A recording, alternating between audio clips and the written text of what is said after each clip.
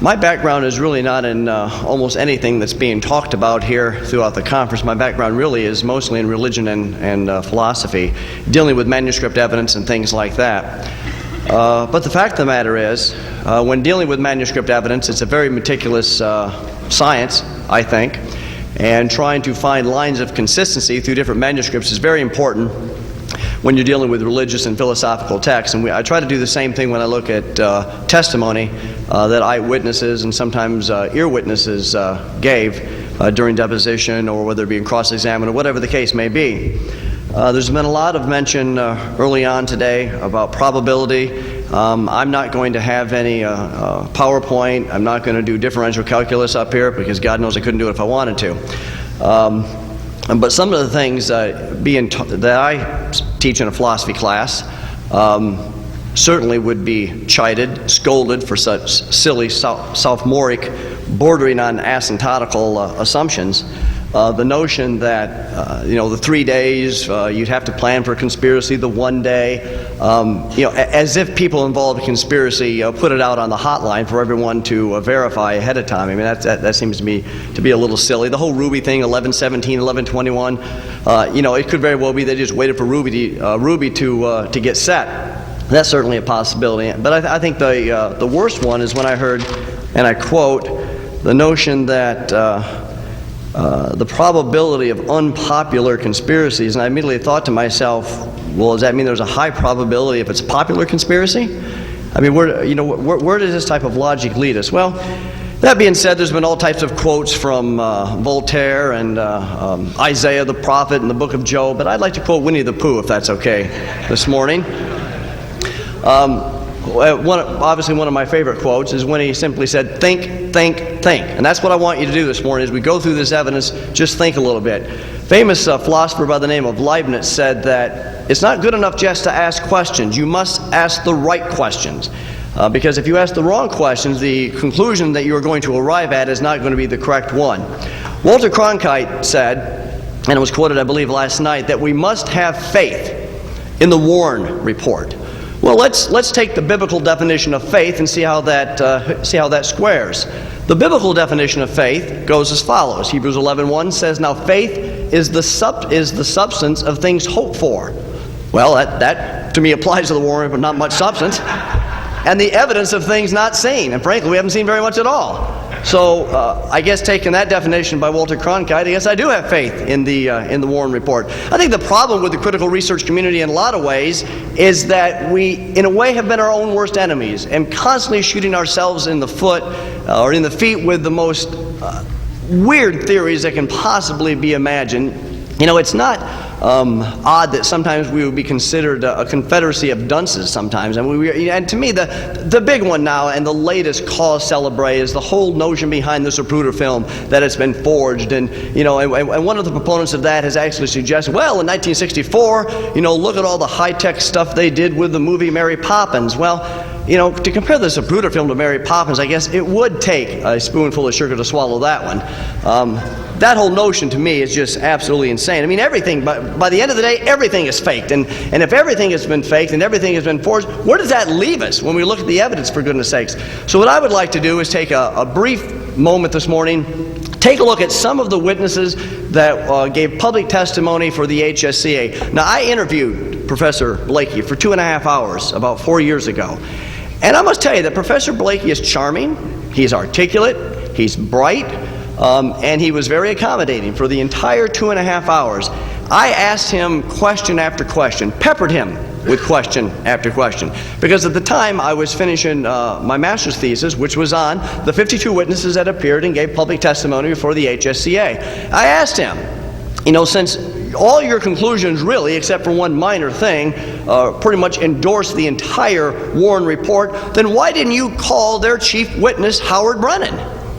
If he was the chief eyewitness that identified Oswald, to me, it seems like an egregious mistake not to call Brennan before the HSCA. We kind of waffled a little bit and we got talking back and forth. I said, but the problem is that besides the fact that Brennan is a pathological liar and that his book was published posthumously, which may account for why he doesn't directly go to hell, but beyond that,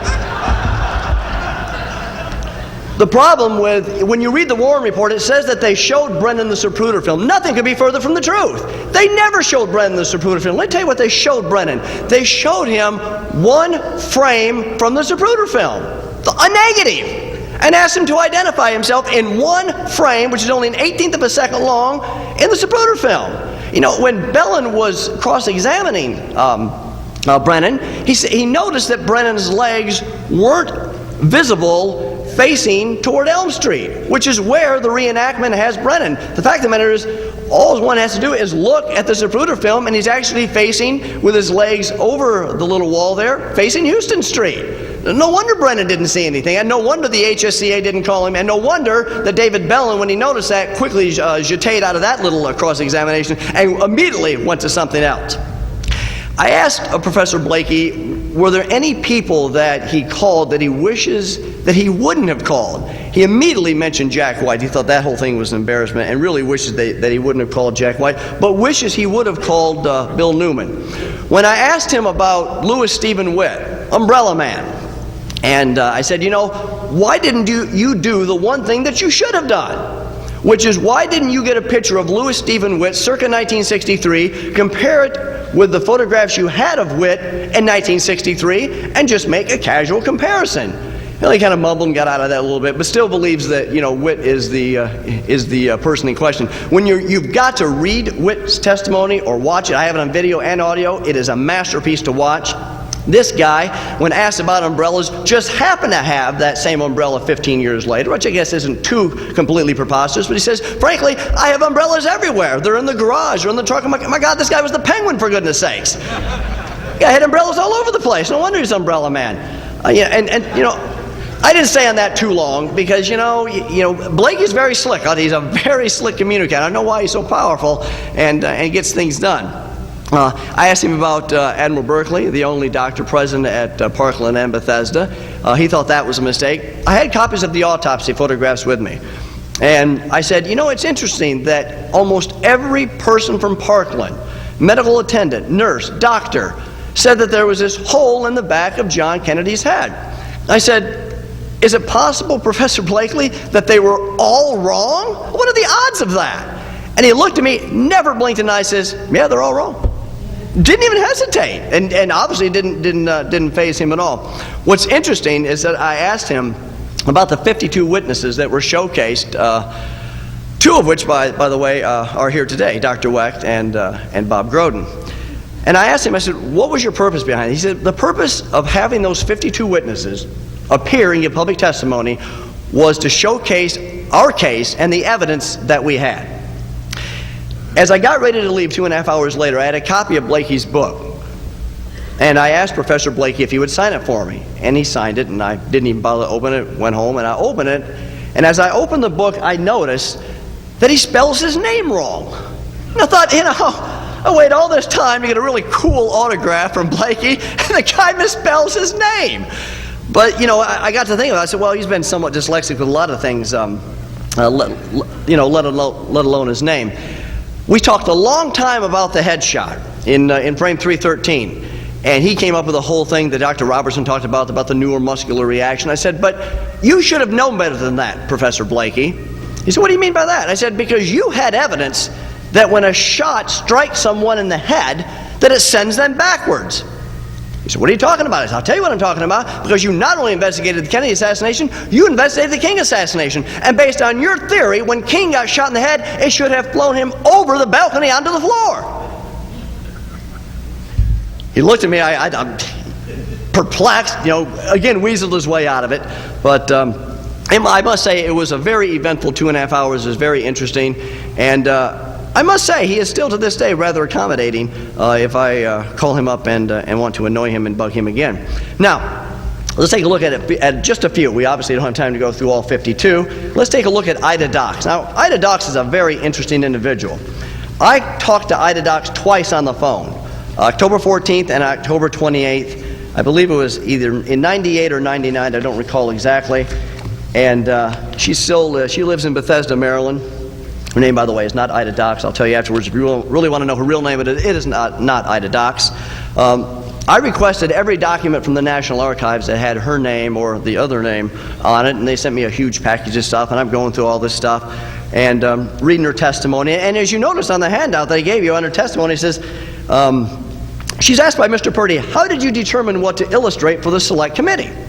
She says, well, this was done by consultation, the staff of the committee, the medical panel, myself, and myself. She made that decision. That's rather odd. And it was decided that the photographs taken at the autopsy should be copied to illustrate the position of the wounds. And we all know the story. They didn't want to put the autopsy photographs on public display, so they have Ida come in, who is, interesting when you read everything about, I have the contracts, how much they paid her, and this woman made a ton of bucks for this, let me tell you. Said the photographs that were selected were the ones that best show the injuries. That's not true. They weren't the ones that best showed the injuries at all.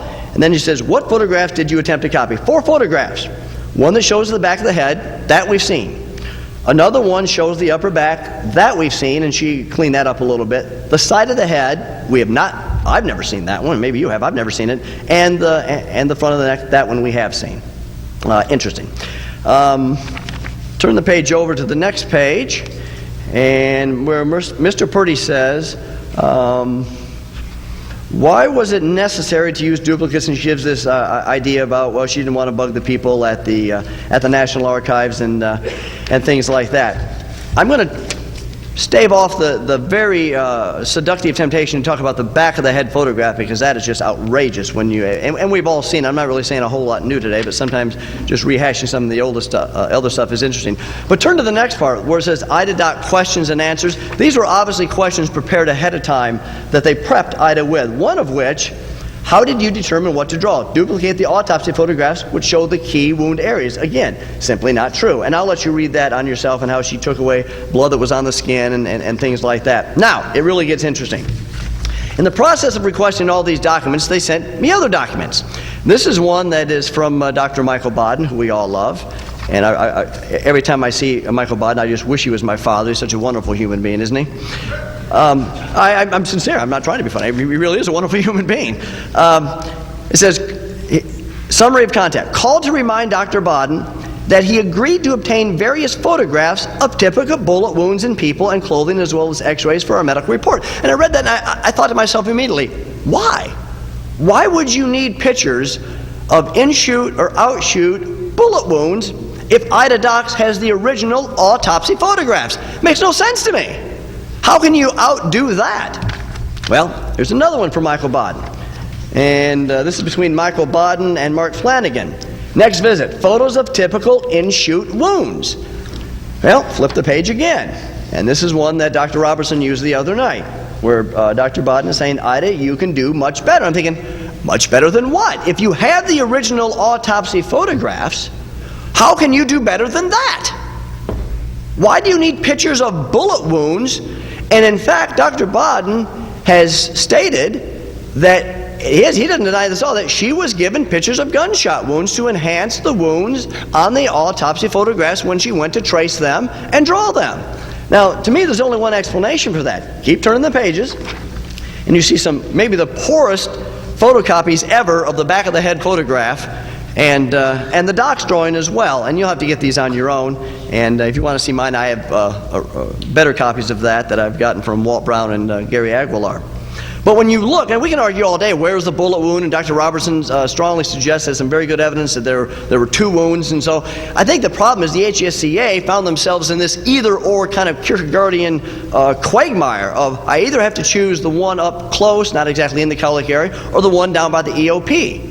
Well, they realize there's this huge massive damage done on the right side of Kennedy's head, and I think they probably realize, well, if Oswald or anyone else is behind Kennedy shooting and the bullet's going downward from 60 feet in the air, then it's a good probability that it's not going to emit itself or exit itself right here. So when in doubt, let's just throw the wound up 4 inches or 10 centimeters. It's interesting in Hume's testimony. I think Hume's really is misrepresented on what he said before the HSCA, but I don't want to get ahead of myself. But when you look at the wound that Ida Docs puts there, it is obviously not the wound in the back of the head photograph. That is obviously enhanced to strongly suggest. In fact, when you see it, especially on the color photograph of the back of the head wound, I'm not sure what it is, to be quite honest with you. I really don't know. It could be anything from a blood droplet. It may be a bullet wound. I don't know. What I'm simply saying is that either-or quagmire that they found themselves in, I think, led them to make a decision to explain the exit wound on the right side of the head, and that's why they had IDADOC have pictures of gunshot wounds to enhance the back of the head photograph to support their theory. Now, I don't want to imply that that is sinister, but I'm going to imply to you this morning that is a little sinister to me. If you're moving stuff around like that, that just reeks of some type of sinister activity. You say, well, that's a little strong. Well, okay, maybe strong. If you can come up with a synonym that beats that, I'm all ears. Turn to the next page,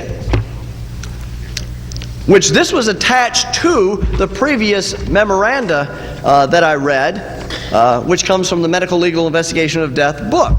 Again, showing that they gave her pictures of gunshot wounds. I'm not making this up. They actually had that. Although when I called IDADOC on the phone and I asked her point blank, she denied everything. She said they never gave her pictures of that. She never had copies of the autopsy photographs. I read from her testimony what she said. I did have copies, and she denied everything, got really annoyed with me, and told me never to call her again. So I waited 2 weeks. I called her again.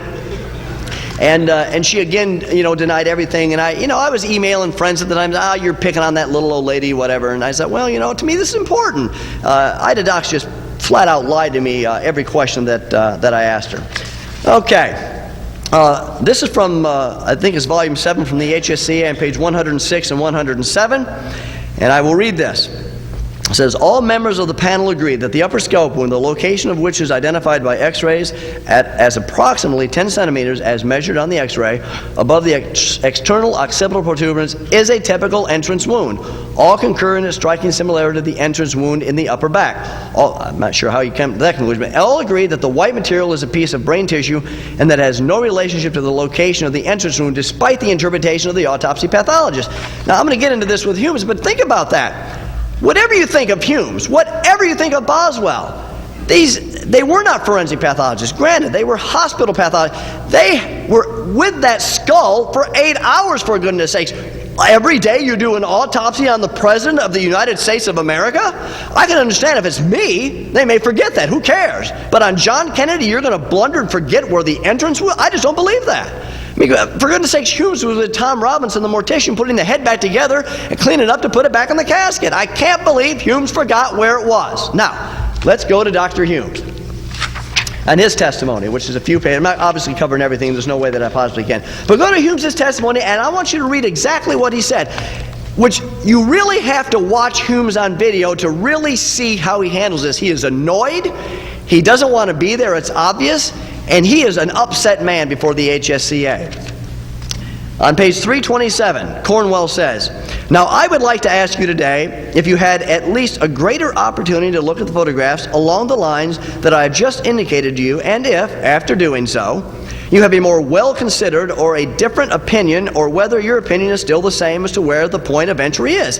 I mean, if you think about how preposterous that is to begin with. Excuse me, Humes, take a look at an 8x10, because I'm sure that's going to be more probative and evidentiary than the actual skull itself. Well, here's what Humes says. Yes, I think that I do have a different opinion. Hello? Number one, it was a casual kind of discussion that we were having. That is simply not true. It was not a casual kind of discussion they were having. You can read that in the HESC Volume 7 as well. With the panel members, as I do recall it. Number two, and I think before we talk about these photographs further, if I might comment, and now he's going to, segue right out. These photographs were made on the evening of November 22nd, 1963. I first saw any of these photographs on November 1st, 1966, almost 3 years after the photographs were made. He didn't answer the question. He just got out of it. Next page. Actually, I'm going to skip that and go to page just above 330 on the handout. This really gets into it. Cornwell says, your initial autopsy report indicated, as you have just stated, the wound was indeed above. I believe the report is worded in terms of slightly above the external occipital protuberance. The testimony today indicates that the panel places that at approximately 10 centimeters, which is about 4 inches, above the external occipital protuberance. Would that discrepancy be explainable? And Humes, you really have to see this on video to appreciate. Well, I have a little trouble with that. 10 centimeters is a significant 4 inches. And then Cornwell just avoids any other contact with that and just gets right out of there. So Humes, while initially seems to suggest that he has had time to think about it and there may be a problem with it, now kind of says, well, that is a little too high. A little? When you understand that the average skull is only about 100 millimeters, he missed it by 5/6 of the football field. I guess that is a little bit. Let's go to Charles Petty.